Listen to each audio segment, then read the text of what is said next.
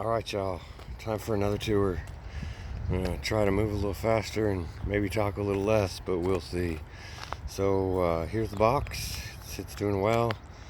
The sides are doing the best. The top got a little singed from that late season super frost that we had, but it seems to be recovering. This is a different variety. It got a little more singed, as you can see. The native Columbine is doing really well, all big and huge like always, covered with flowers. Little lanterns.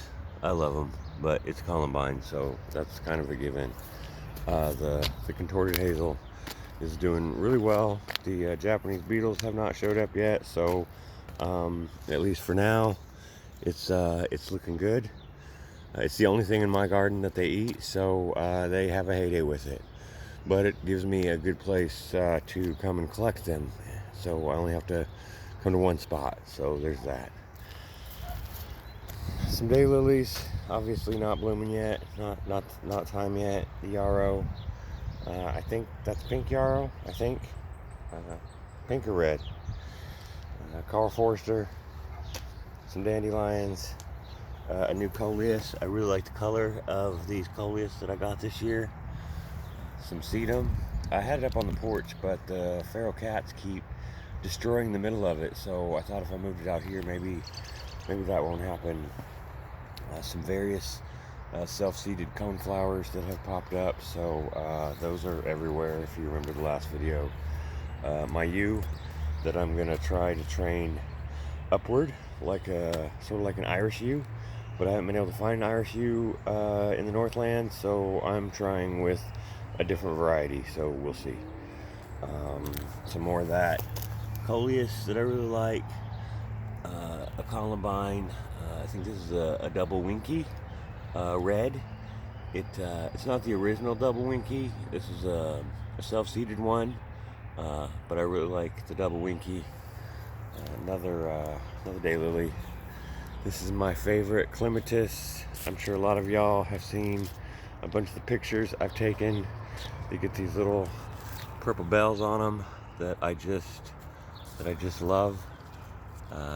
Yeah, I can't get enough of this clematis, and it's huge. It's a little tangled, but if it wasn't so tangled, it would probably be as big as I am, which is about 6'1". Right now, it's probably about 5 feet.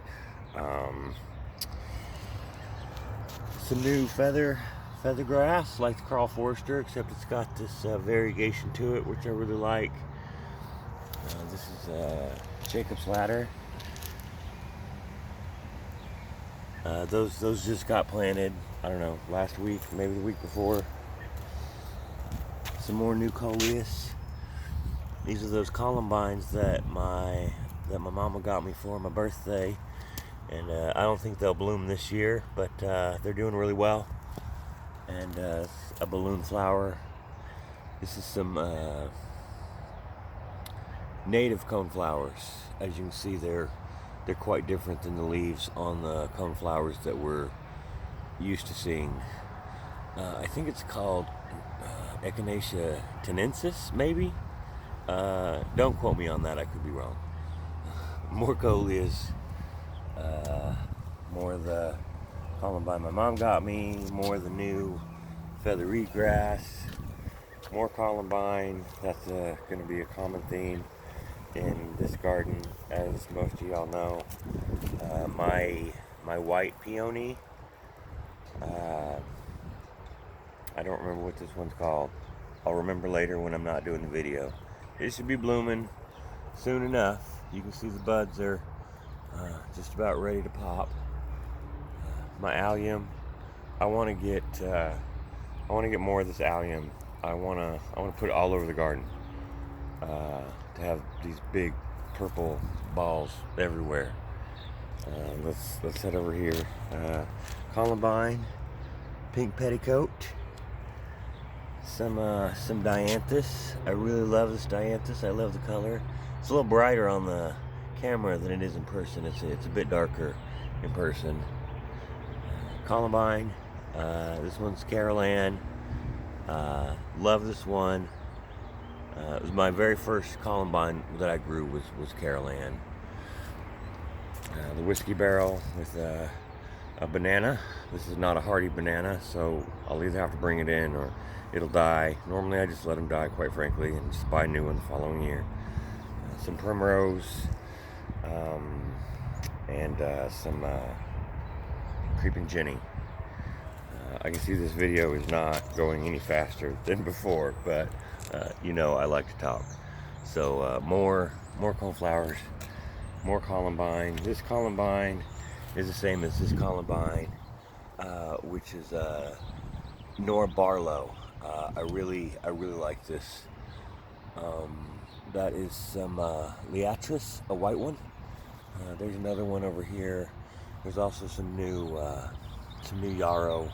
There. More of that native coneflower, the Tenensis. Again, don't quote me.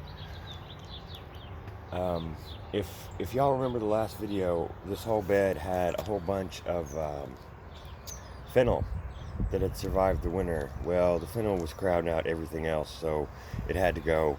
But I left one, and it's doing really well. I think it'll probably do better now that it's not being crowded by all of its cousins.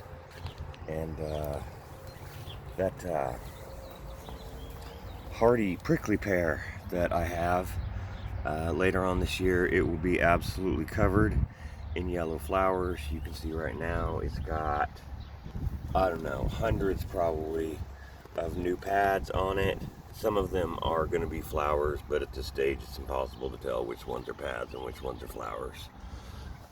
This is that early Columbine, that mini star is what it's called, and it blooms before anybody else, and it's covered in these little seed heads. And in fact, yesterday there was some that were ready, so I went ahead and collected them, and the rest will probably be ready, I don't know, in a week, maybe two, probably not that long.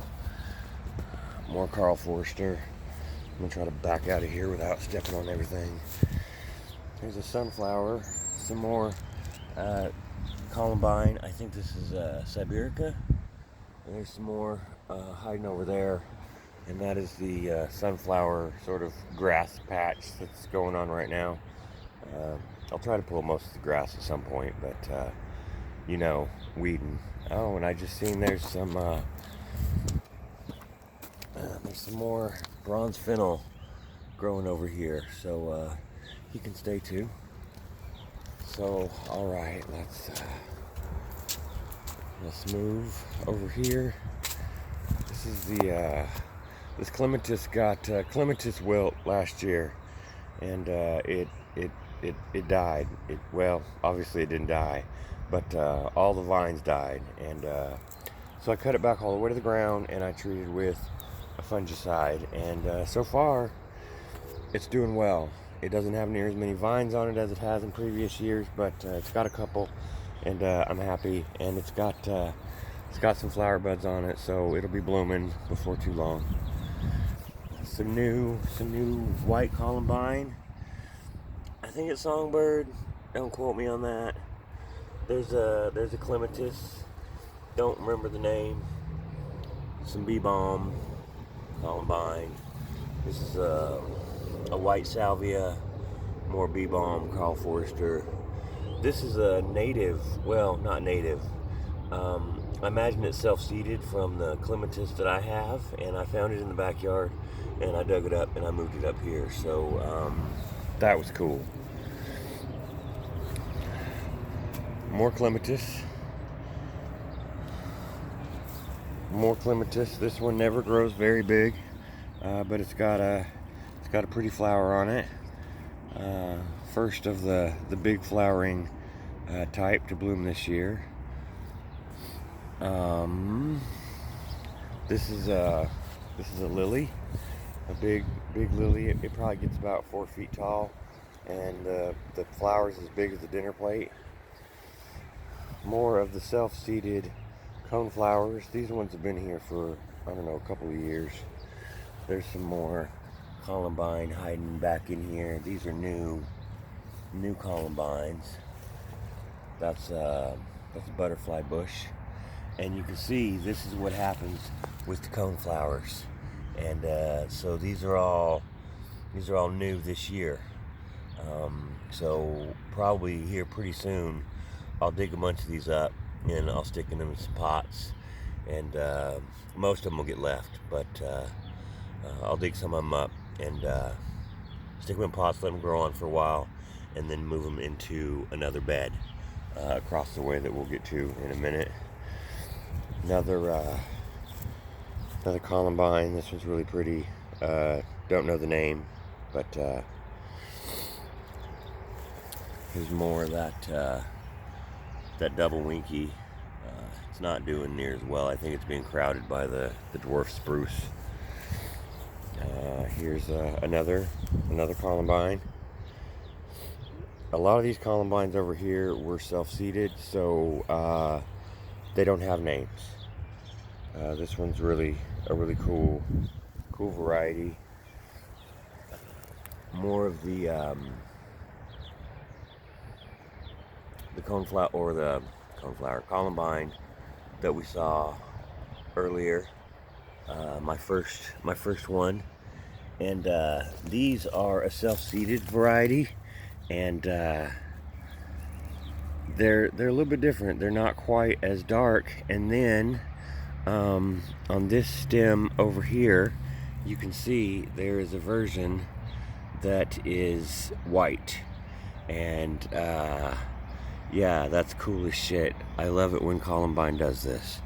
You know, you never know what you're gonna get when Columbine self-seeds. And then here is another one that is, I think, some hybrid of all the ones that I have. Here's another white one. So yeah, this is some aster that is just starting to pop up. It spreads a little bit every year because that's what aster does. There's that pink yarrow. This is a pink, a really pretty pink salvia. These are some new swamp milkweeds. I don't know, they're not doing so hot. That one's doing a little bit better, and that one's doing a little bit better. This one's a little slim, a little janky. We'll see. I'm gonna buy some more of the swamp milkweed, and I'm gonna spread it all around the garden later in the year.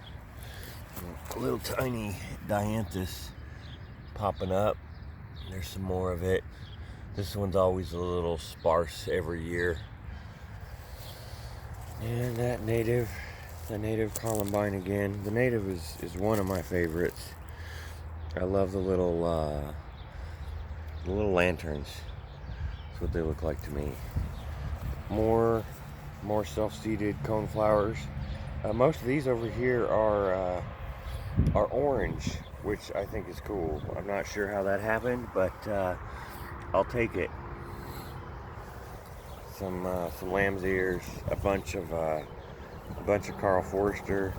Yeah, I think my video is already longer than the last one. So much for being shorter. This is a relative of the lamb's ears. As you can see, it looks quite different. It's not fuzzy and it's not gray. This is related to clover, actually. I don't remember the name of it. Some crocosmia that is coming back. I didn't really expect it to come back, but it did. So another aster. Oh look, more columbine.